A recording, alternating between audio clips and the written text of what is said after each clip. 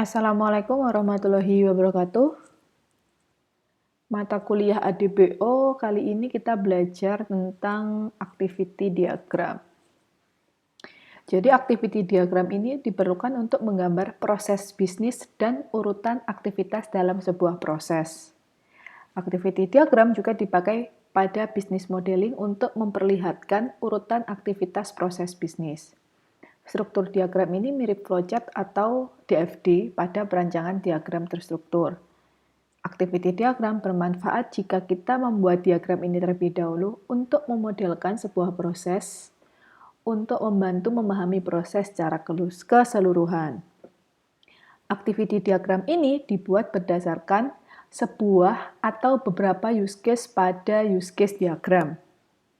Jadi ada use case, kita bikin activity-nya ini berdasarkan si use case. Jadi dengan kata lain, activity diagram ini menunjukkan bagaimana aktivitas-aktivitas bergantung satu sama lain. Yang perlu diperhatikan adalah bahwa diagram aktivitas menggambarkan aktivitas sistem bukan apa yang dilakukan aktor. Ingat ya, judulnya aja activity diagram. Jadi dia menggambarkan aktivitas sistemnya, bukan apa yang dilakukan aktor. Langsung aja ke bawah. Sebuah aktivitas dapat direalisasikan oleh satu use case atau lebih. Aktivitas menggambarkan proses yang berjalan, sementara use case menggambarkan bagaimana aktor menggunakan sistem untuk melakukan aktivitas. Jadi beda ya. Oke, langsung aja ke contoh di sini. Misalkan pengambilan uang dari bank melalui ATM. Berarti kan ada 3 aktivitas, yaitu customer atau kita yang ngambil uang, ATM, dan banknya. Nah, proses berawal dari lingkaran start hitam pada bagian atas dan berakhir di pusat lingkaran stop hitam atau putih di bagian bawah. Nah kayak gini nih maksudnya. Ini diawali dengan startnya itu tombol lingkaran hitam, finishnya itu hitam, terus ada lingkaran lagi tapi bolong gitulah istilahnya. Nah ini adalah contoh activity diagram. Jadi ada kotak-kotak ini, kotak customer, kotak ATM mesin, sama kotak bank, ini namanya swim lane. Jadi ini adalah swim lane customer, swim lane ATM mesin, ini adalah swim lane bank.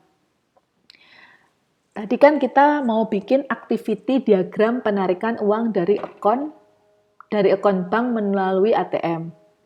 Berarti kan yang pertama, apa sih yang dilakukan customer? Start, customer insert card, masukkan kartunya, kemudian masukkan PIN-nya, melakukan aktivitas. Kemudian setelah melakukan input PIN, apa yang terjadi kan authorize, berarti kayak valid nggak sih ini PIN-nya gitu kan, berarti ada decision di sini.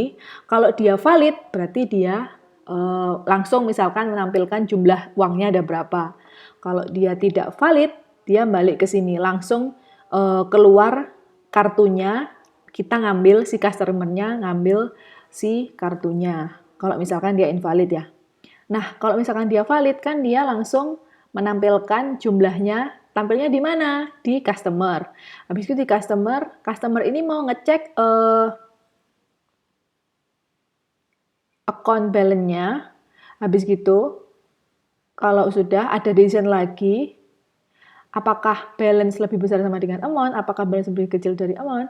Kalau iya, dia di sini bisa ngambil uangnya. Misalkan dia mau ngambil uang 1 juta, ternyata saldo di ATM-nya itu cuma ada 900.000, kan berarti nggak bisa. Kalau bisa, dia langsung balik lagi customer, bisa ngambil uang. Kalau nggak bisa, dia ke ATM mesin.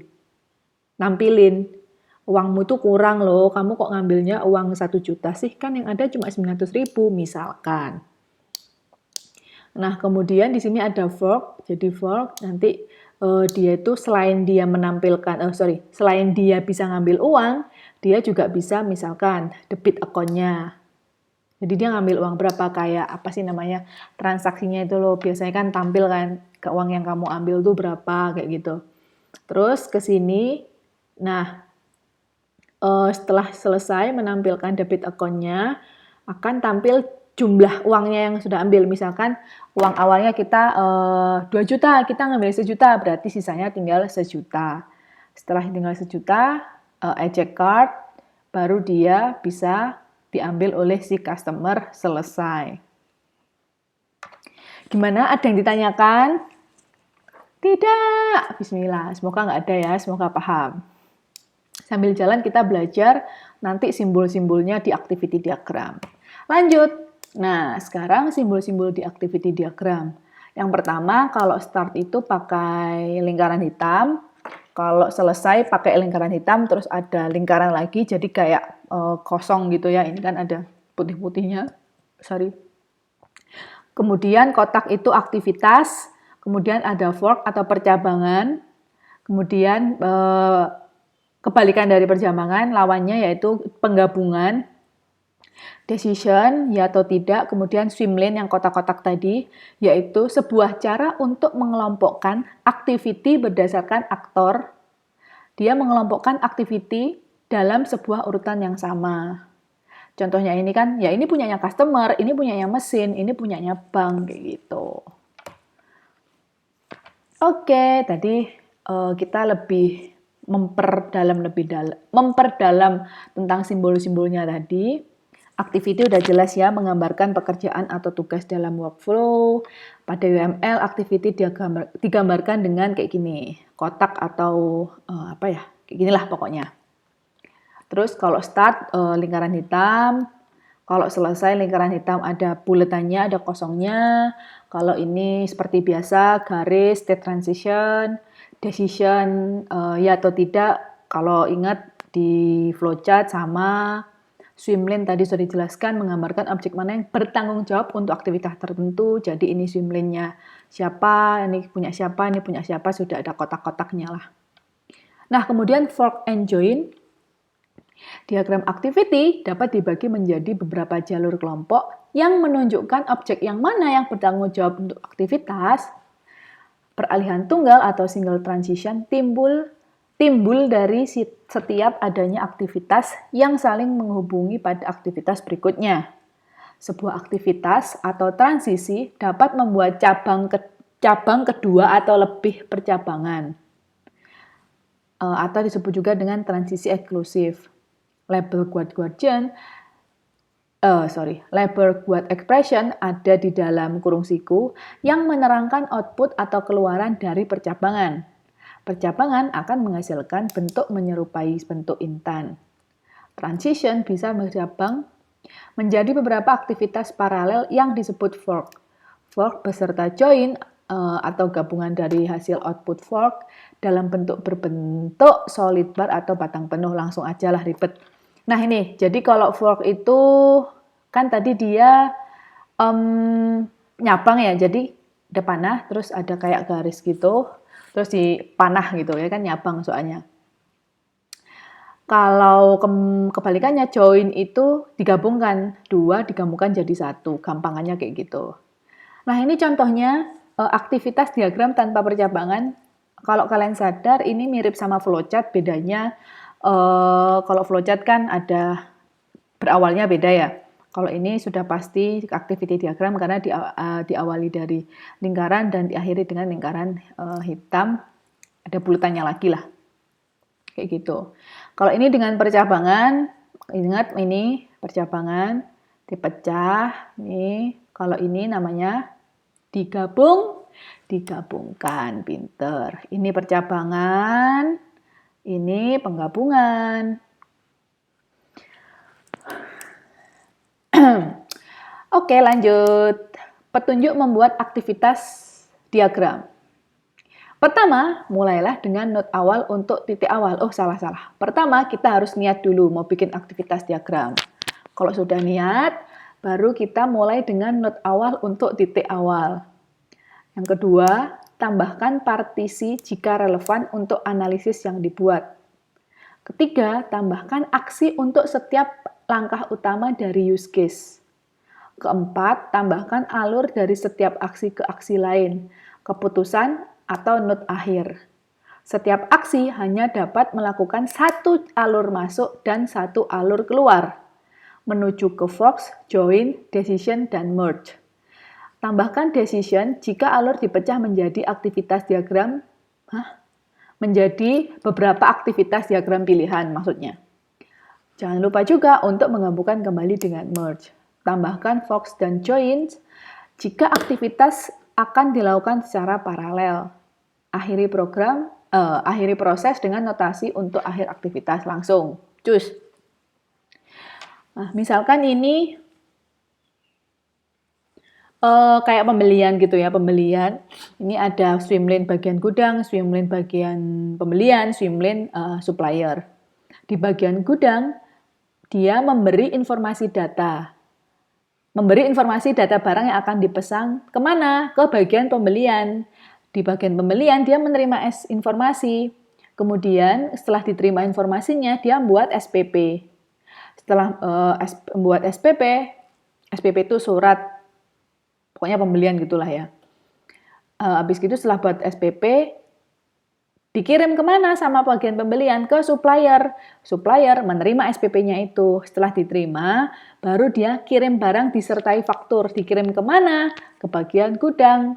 Kemudian bagian gudang menerima barang dan fakturnya. Baru bikin SPBJ, nggak tahu lah itu apa.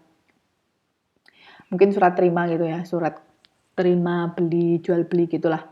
Kemudian ke bagian pembelian, dia menandatangani SPBJ-nya, baru dikembalikan lagi surat terimanya ke supplier, itu kan terima SPBJ. Kalau sudah, supplier mengkonfirmasi pembayaran. Yang kamu beli itu harganya segini loh, 2 juta misalkan. Nah, di bagian pembelian baru melakukan pembayaran. Oke, dibayar. Baru di supplier balik lagi, dia udah nerima pembayaran, baru bikin kwitansi. Habis bikin kwitansi, si bagian pembelian terima kwitansi, kelar deh, selesai. Gitu. Nah ini ya bisa dibaca sendiri. Kalau ini dengan swim lane, ini tanpa swim lane. Nah, ini tuh sebenarnya adalah sama dengan ini kan. Ini dengan swim lane, ini tanpa swim lane. Saran saya, lebih mudah dengan menggunakan swim lane karena lebih jelas. Ini tuh punyanya bagian pengiriman, ini punyanya customer service, ini miliknya swim lane keuangan. Saran saya. Nah, sekarang kita coba latihan. Sebenarnya gampang aja sih latihannya di StarUML. Tapi saya mohon maaf, nggak tahu kenapa ini kan laptop saya habis install ulang. Curhat ya. StarUML-nya nggak mau di-download. Dari tadi internal server error, jadi saya bikin online aja, apa ya? Bikin online nanti kalian kalau di StarUML bikin diagramnya yang pilih activity diagram. Setelah itu pilih swim lane-nya seperti biasa aja, biasa. Kok nggak bisa sih? Nah kayak gini, swim lane ini bisa diedit. Udah kayak gitulah biasa. Masa kalian nggak bisa sih? Harusnya bisa lah ya. Nah, tinggal dipanjang kecilin, dilebarin gitulah. Nah, kalau sudah deh kita bikin. Susah lagi. Nah, ini misalkan ini punyanya siapa. Sampai selesai. Nggak ada hubungannya sama gambar aktor dan sebagainya. Karena ini adalah aktivitas diagram. Ingat ya, aktivitas diagram ini adalah penjelasan dari use case. Jadi kan caranya kayak gini, aduh nggak ada ya. Misalkan kalian bikin use case